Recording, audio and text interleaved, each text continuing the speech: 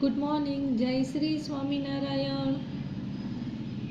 Video લેક્ચરમાં આપણે chapter number 14 પાણીનો અભ્યાસ કર્યો હતો અને એનામાં આપણે જોયું હતું કે પાણી પૃથ્વીમાં કયા સ્વરૂપે આવે છે અને એનું બાષ્પમાં રૂપાંતર કઈ રીતે થાય છે. આપણે ત્યારે ઉદાહરણ પણ જોયું હતું કે આપણે કપડાં સુકાવીએ છીએ તો આપણા કપડાં સૂકા થઈ જાય છે, તો જે પાણી છે એ ક્યાં જાય છે, તો એ શું થાય છે, સૂર્યની ગરમી એટલે કે સૂર્યના તાપના લીધે એનું બાષ્પમાં રૂપાંતરણ થાય છે. આ આપણે લાસ્ટ વિડિયો લેક્ચરમાં ભણી ગયા હતા. હવે આગળનો અભ્યાસ કરીએ. નેક્સ્ટ છે આપણો ટોપિક એ મહાસાગર તરફ. એટલે આપણને ખ્યાલ છે ટોટલ મહાસાગર કેટલા છે, તો કે 4. કયા? એટલાન્ટિક, પેસિફિક, ઇન્ડિયન ને એરેબિક. આપણા જનરલ નોલેજ માટે છે. પણ કયા 4 છે? આ 4 મહાસાગર છે અને બીજા બધા સાગર છે. એમાં સૌથી મોટો પૂછે ને તો કયો છે? પેસિફિક મહાસાગર સૌથી મોટામાં મોટો છે.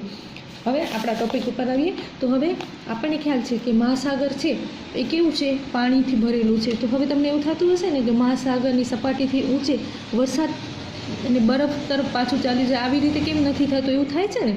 તો જો શું થાય છે, પર્વત પર રહેલો બરફ છે ને એ શું થાય, ઓગળે એટલે એનું શું થાય, પાણીમાં રૂપાંતરણ થાય અને આ પાણી પહાડો પરથી ઝરણા તથા નદી સ્વરૂપે શું આવશે, નીચે આવશે અને કેટલુંક પાણી જે છે વરસાદ સ્વરૂપે ભૂમિ પર પડે છે. આ પાણી જે છે પછી તે પણ નદીઓ અને ઝરણાઓ સ્વરૂપે વહી જાય છે. મોટાભાગની નદીઓ ભૂમિ પર લાંબુ અંતર કાપી અને અંતમાં શું ક્યાં જાય છે, મહાસાગરમાં ભળી જાય છે.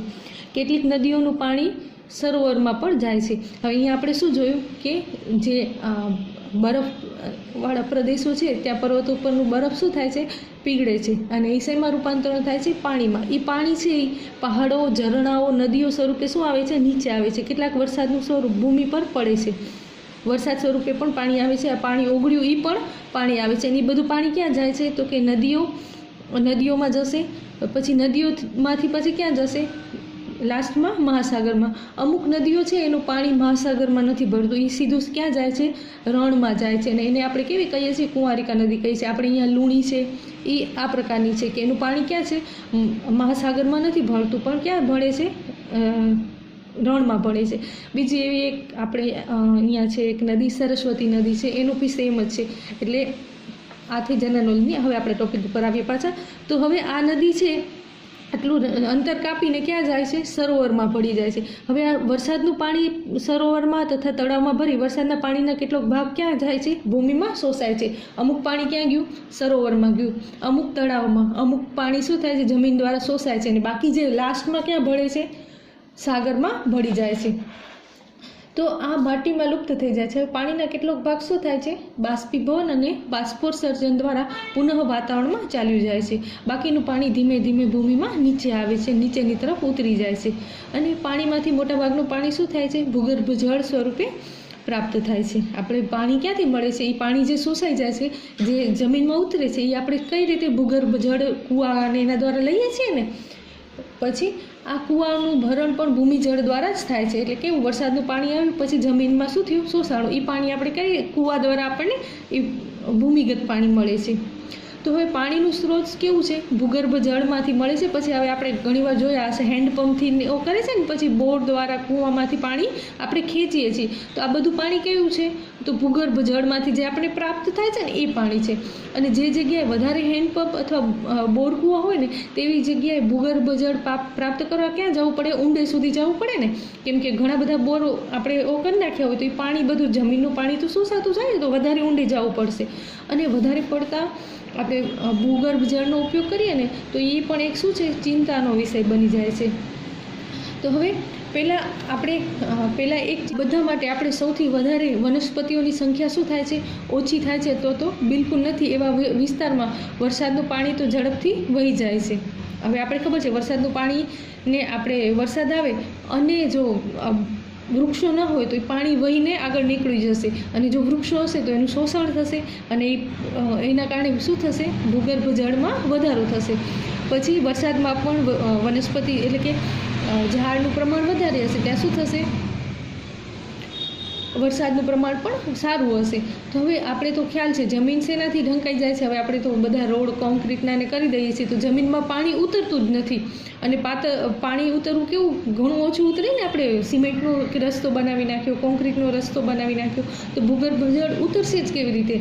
જેનાથી ભૂગર્ભ જળની કેવી થઈ જાય, ઉપલબ્ધિ બહુ ઓછી થઈ જાય અને વહેતા પાણી સાથે જમીનનું ઉપરનું પડ પણ કેવું થઈ જાય છે, ધોવાતું જાય ને. જે તમે વિચારો ઝાડ હોય કે એ હોય એના કારણે જે જમીન હોય એનું ધોવાણ થોડું અટકે છે, જ્યારે કાંઈ નથી તો ત્યાંથી શું થઈ જશે, બધી ઉપર જેનું પડ છે એનામાંથી બધું જે તત્વ છે એ બધા પાણી સાથે આગળ જતા રહેશે. એટલે શું થશે, જમીનનું અહીંયા ધોવાણ થશે, જે ક્યાં કે જ્યાં કને વનસ્પતિનું પ્રમાણ ઓછું છે. પ્લસમાં આપણે કોન્ક્રીટના રસ્તા બનાવી નાખ્યા છે, એટલે શું થશે, જમીન છે એ પાણીમાં ઉતરશે જ નહીં, તો આપણે ભૂગર્ભ જળ મળશે પણ ઓછું ને. જ્યારે આપણે અંદર એડ જ નહીં કરીએ તો આપણે મળશે નહીં મળે ને. તો આ બે કારણોસર શું થાય છે કે ભૂગર્ભ જળમાં ઘટાડો થાય છે. આપણે ખબર છે જમીનની સપાટી પર રહેલા વરસાદરૂપી પાણી છે એ મહાસાગરમાં પાછું પહોંચી જાય છે. આપણે હમણાં જોયું ને આ પ્રકારે પાણી એ પૃથ્વીની ઉપરની સપાટીથી બાષ્પ સ્વરૂપે પહેલાં વાતાવરણમાં જાય છે, પછી એ પાણી શું થાય છે, વરસાદ કરા કે બરફ સ્વરૂપે પુનઃ પ્રાપ્ત થાય છે અને અંતમાં પાછું ક્યાં પહોંચે છે, મહાસાગરમાં. વળી મહાસાગરમાંથી વળી બાષ્પ સ્વરૂપે જશે, વળી પાછું આખું આમ ચક્ર ફર્યા કરે છે. તો આ શું થઈ ગયું, જળચક્ર થઈ ગયું. તમને જો અહીંયા દેખાતું હશે, અહીંયાથી બરફ પીગળે છે તો એ પાણી પણ આવે છે અને વરસાદ સ્વરૂપે પાણી એ બધું જઈને છે ક્યાં જશે, નદી તળાવમાં જશે. એ આગળ નદી જઈને ક્યાં થશે, તો મહાસાગરમાં. અગેન મહાસાગરનું પાણી પણ બાષ્પ સ્વરૂપે રૂપાંતર થઈ વરસાદ પડશે. આવી રીતે આખું ચક્ર ફર્યા કરશે. તો એને શું કહેવાય છે, જળચક્ર. હવે તમને અત્યારે તમે બધા ઘણું બધું સાંભળ્યું હશે કે ક્લાઇમેટ ચેન્જ થાય છે જેના કારણે આ બધું. તો હવે એની ઇફેક્ટ શું થાય છે કે આ બરફનું પાણી છે એ વધારે પીગળે છે, જેના કારણે આખું તંત્ર શું થઈ જાય છે, ખોરવાઈ જાય છે. જો વરસાદ વધુ પડે તો પણ મુશ્કેલી થાય, ઓછો પડે તો પણ મુશ્કેલી થાય. વધારે વરસાદના કારણે પણ આપણે જોયું છે પૂર જેવી સ્થિતિ ઉત્પન્ન થાય છે, જમીનનું ધોવાણ એકદમ વધી જાય છે, ઘણી બધી મુશ્કેલીઓ થાય છે. આપણે ખ્યાલ છે વરસાદનો સમય કેવો છે, આપણે અધિક માત્રામાં પડે અને કોઈ જગ્યાએ બહુ ઓછો પડે છે. પણ વિશ્વમાં કેટલીક એવા ભાગો છે કે ત્યાં વર્ષ દરમિયાન કેવો છે, વરસાદ પડે જ રાખે છે. જ્યારે એવા પણ સ્થાન છે કે જ્યાં વરસાદ કેવો પડે છે, ખૂબ વધારે, ને ક્યાંક કેવો પડે છે, બહુ ઓછો પડે છે. તો હવે આપણે દેશમાં મુખ્યત્વે વરસાદ અહીંયા ઇન્ડિયામાં જોવા જાય તો આપણે શું હોય છે, ચોમાસામાં વરસાદ પડે છે, મુખ્યત્વે ઉનાળામાં ગરમી અને પછી વર્ષા ઋતુમાં આપણે ત્યાં શું થાય છે, વરસાદ પડે છે. પણ ઇન્ડિયામાં પણ આપણે એ ખ્યાલ હોવો જોઈએ કે આપણો જે સાઉથનો પટ્ટો છે, જે કેરળ છે, આંધ્રપ્રદેશ છે, ત્યાં કને બે ઋતુમાં વરસાદ પડે છે. આપણે અહીંયા શિયાળો હોય છે ને ત્યારે ત્યાં પણ ત્યાં વરસાદ પડે છે. એ તમને ભૂગોળમાં શીખ્યું હશે સરે કે ત્યાં નૈઋત્ય પવનોના કારણે ત્યારે પડે છે. પણ આપણે અહીંયા નોર્મલી ક્યારે પડે છે વરસાદ, ઉનાળામાં ગરમી થાય છે અને ચોમાસામાં વરસાદ પડે છે. હવે તમને આ ચક્ર સમજ આવશે કે ઉનાળામાં ગરમી થઈ તો એ પાણીનું શું થયું, બાષ્પ સ્વરૂપ થયું અને પછી જ્યારે વરસાદ પડે ત્યારે એ વરસાદ સ્વરૂપે પાછું આવે છે. પરંતુ વરસાદથી ઘણી બધી સમસ્યાઓ પણ, વધારે પડતો વરસાદ થાય તો સમસ્યા પણ ઉત્પન્ન થાય છે. તો સરોવરો તથા તળાવોના જળસ્તર વધી જાય તેવું થવાથી પણ પાણી એક મોટા વિસ્તારમાં ફેલાઈ જાય છે અને પૂરમાં પરિણમે છે. તે ખેતરો, જંગલો, ગામડાઓ, શહેરોને પાણીથી શું કરે છે, ડૂબાડી શકે છે.